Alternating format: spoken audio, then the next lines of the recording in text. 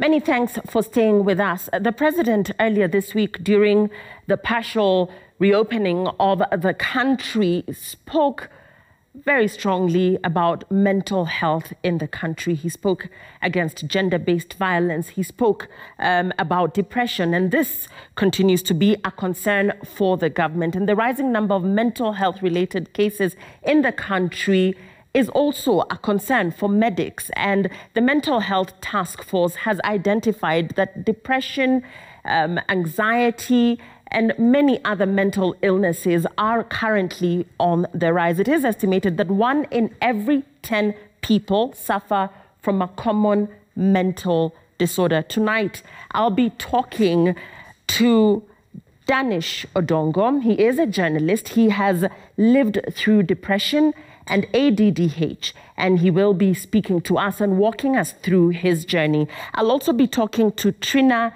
Murugi, who is a nurse. She was diagnosed with depression, and she'll also be sharing her journey with us, living through depression, living with depression. How did she seek help? Where did she get the help from? And how is she coping, particularly during this pandemic period? And I'm also joined by the chair, the person that is heading the Mental Health Task Force, that is Dr. Frank Njenga, who will be walking us through the mental health situation in the country currently. Thank you very much for joining us this evening. I'll start with you, Danish. You have openly spoken about having been diagnosed with depression. Walk us through what you were feeling and exactly what it is that you were going through that got you to a place where you realized you might have a problem mentally. Thank you so much, Lillian, for having me here. This is a conversation that we need to have, and I'm glad we are having it today. My story was very simple. In December 2018, on the 17th of December 2018, I woke up feeling overwhelmed. I'd had struggle sleeping, just normal insomnia, but then I'd have bouts of nightmares. And so I woke up and I decided, you know what, by the way, let me go and look for help. And that's how I found myself in a psychiatrist's office. And that's how they were able to diagnose that there were other underlying issues that were causing me to have trouble with sleep. And then, I was referred to a fantastic facility where I went to recover. And the whole idea was that, yes, we understand what could be going on. You have ADHD, attention deficiency hyperactivity disorder, which, affects sleep and such. But then we'd like to find out if there are other underlying issues. And that's how I ended up in a place where I actually did find help. That's what happened. And my problem was not like as dramatic as people imagine it to be. It was just as simple as insomnia and nightmares. That's all. So for you, you say you found yourself in a wonderful facility where you were helped. For majority of Kenyans, perhaps this might not be possible because of the affordability. In your opinion, or rather through your experience, was the treatment affordable? Did you struggle with it? Did a medical cover assist you through this treatment? The honest truth is that I had a personal cover, a personal private cover apart from NHIF. Of course, the cover that I had, they bailed out on me and they told me that mine was a case of, pre-existing condition, not minding that I'd had that cover for the last 10 years and I'd never had a claim on any mental health challenge. But that notwithstanding, I was able to find help through family and through friends. The honest truth is this, Lillian, that health generally is not cheap. That's the honest truth. And the conversation we should be having is then how then do we make it affordable? While mental health is considerably pricey, but I also believe that we've had cases of cancer and other issues wiping out people's investment and the entire livelihoods. The honest truth is this, that we need to talk about the cost of healthcare, and it goes beyond mental health. But the honest truth is this, yes, among the lucky few who got to go to a private facility, which is the best in this country. I was treated by a good psychiatrist, and I was treated by a good psychologist, and I went back for therapy. I recovered, and here I am thriving. I don't think that is the story of many other people in this country. Talking about recovery, Danish, in terms of stigma, in terms of you being able to openly say that you went through this, what has been your experience? My experience has been exciting because remember, Lillian, when somebody cannot see and then their eyes get corrected, the people who did not have those eyes will not understand the beauty of being able to see for someone who was not seen for too long. So for me who was in trouble, for me who had issues with insomnia and nightmares, for me who had gone through a really turbulent season, which was very difficult, partly because of the political season of 2017. I was a journalist, I covered politics, it was extremely violent, I saw violent things, I was in a financial mess, I was in a job that was trying, and I had a couple of issues. Now, for me to be able to find help and to work and to thrive, then it doesn't matter what anybody else thinks, because it is me who was blind, but now I can see. And I love, I love that you're saying that, Odongo. But finally, before I go to Trina, during this COVID-19 pandemic, it has been highlighted that people with underlying mental issues or who are recovering from mental issues might have a relapse. Have you experienced any sort of anxiety, any sort of depressive feelings during this period? Yes, a lot of it. It's been a struggle. The good thing is that I have a psychologist who works with me. I talk when I feel overwhelmed.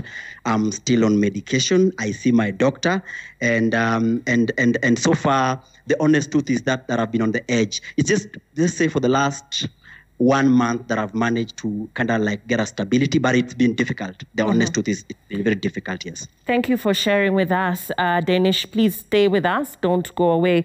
Trina Murugi is a nurse, and she's also shared her story living with depression or having lived through depression. Trina, for you, what were the triggers? What exactly got you to this, or rather to that state? Okay, hi Lillian. So what got me to this state is the fact that human beings are social beings. So I was not able to experience any of that social side.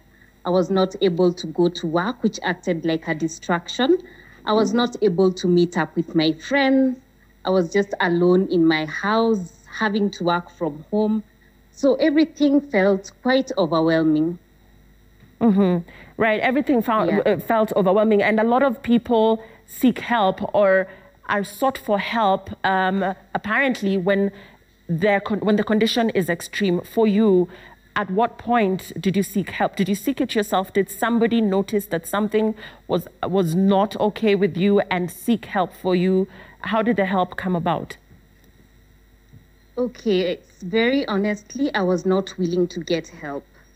So on one of the days when I was having a breakdown, what happened to me was that I called up a friend. I was not able to express myself from my end. I was just crying hysterically. So this person actually picked up that I had a problem. So what happened was they called up an emergency response team, which actually came for me to my house, broke into my house, and actually took me to a facility where I could get help. But trust you me, the following morning, I was so mad at myself. I was mad at the world because I could not understand why this was happening to me. So for me, it was purely an intervention. It was an intervention. In terms of affordability, how did you cope with what was required of you in terms of payment? Okay, in terms of payment, quite lucky enough, I have an insurance that covered the cost. But now with everything that is happening, people are losing their jobs, and I feel like people are going through so much. You might find yourself in a situation that you're not able to bail yourself out. So for me, I'd like to say that I was lucky enough that my insurance was able to cover for the treatment. What have you experienced as regards people's general opinion or perception of you now that you're even publicly saying that you lived through this? What is your support system? And if it is not there, what has your experience been coming out to speak about having gone through or lived through depression? Okay, I have a support system of people whom I have surrounded myself with, one being my doctors and also my family. We all had to come to an agreement that I need help.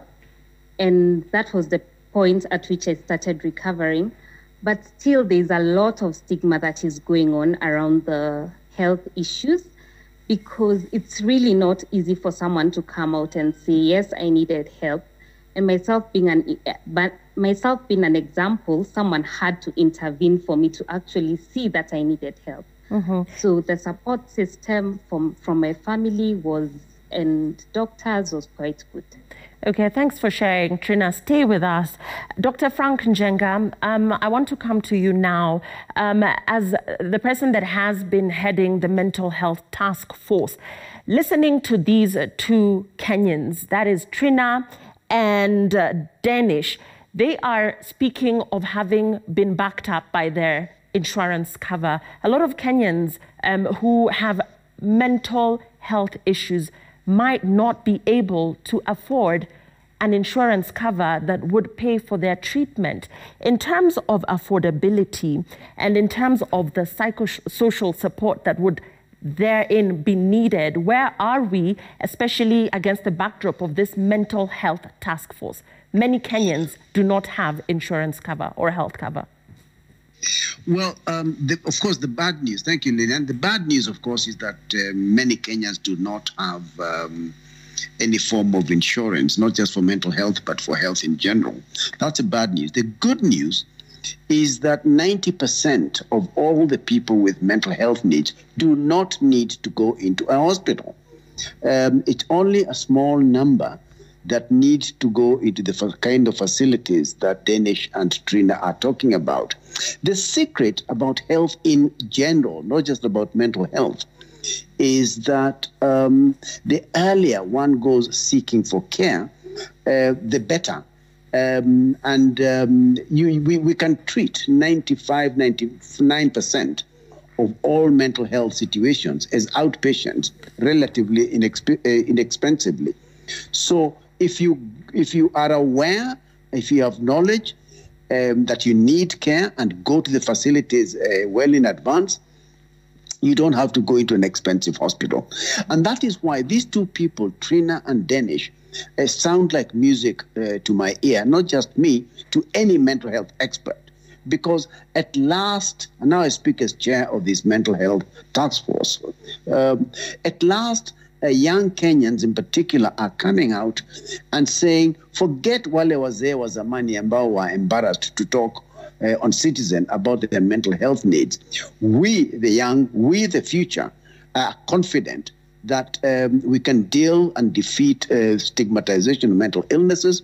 We shall go to Citizen television and we shall declare that we shall defeat stigma. So that is music to the chair of the task force. Right. And Dr. mental health services are hardly accessible. So when we talk about the accessibility, we have very few healthcare facilities and even providers that would offer such support. In terms of your task force and the report that you've now tabled, are we looking at a situation where we might perhaps put more effort towards having more facilities that can accommodate the Kenyans from different walks of life that might need this support, mental health support? Two things. Again, the first one is that today, unknown to many Kenyans, many government facilities that do not provide what you might call standalone psychiatric services are actually able to make diagnosis and treat what are called common mental disorders. So you don't have to go to a psychiatrist or to a psychologist to get proper evaluation. This country, unknown to many people, is highly sophisticated, and many facilities, including government facilities, have reasonably well-trained primary healthcare workers who will be able to make a diagnosis of depression, of anxiety, and if they are not able to treat those conditions themselves, by and large will be able to refer you to an appropriate authority. And secondly, this country, and again unknown to many people, we are not a banana republic. We are increasing in our sophistication, our complexity, and in understanding mental health needs. In the last, so But even as you talk about us increasing in our sophistication, our mental health facilities have been described in a report by the KNCHR as an affront to the human rights of Kenyans. That is the currently existing ones, Daktari, and I'm not talking about the elite ones that perhaps would cost a little bit more of money, but the affordable ones, or those ones that are accessible to the common mwananchi, have been seen as not being conducive for humans. Our report, Lillian, describes them as monuments of national shame. There's no doubt about that. I mean, we went to Mathare, we went to Kakamega, we went to Portruis in Mombasa, and really any Kenyan who would like to see how shamefully we have treated fellow Kenyans who have mental health needs does not need to go far. Just visit Mathare, go to Kakamega Mental Hospital, or go to Portruis, and you will see the monuments of shame. So that is not my point. My point is, Lillian, that our recommendation, which I have on a serious authority been told will be taken very seriously by our government, is that we have come to the end of that chapter of propagating the national shame. We understand as a task force that government will increase not just the immediate funding of mental health facilities, but will also accept some of our recommendations, which are really very, very far-reaching in terms of the facilities. And again, let me say this, and I'm not going to defend government because that's not my job. The fact that this task force was formed for us was evident that the government had finally, after decades of struggle on the part of some of us, heard the cries of millions of Kenyans who really have suffered the indignity of having a mental health need. So we're not out of the woods at all. I will not pretend that we are anywhere near out of the woods, but I'm here to declare that our task force has made recommendations, and government, as far as I can see, has undertaken to take very seriously many of our recommendations. Dr. Frank Njenga, I thank you so much for your time. We were also talking to Trina and Danish, who have walked us through their respective journeys and who are a living testament that indeed there is treatment and that if you seek help, it is there. Dr. Frank Njenga, heading the Mental Health Task Force, confident and assuring you as a Kenyan that there is help on the way, that help is currently available. You need to seek it, or you need to reach out and help that person that you might know that might be troubled mentally. There is help available for them. We thank you so much for your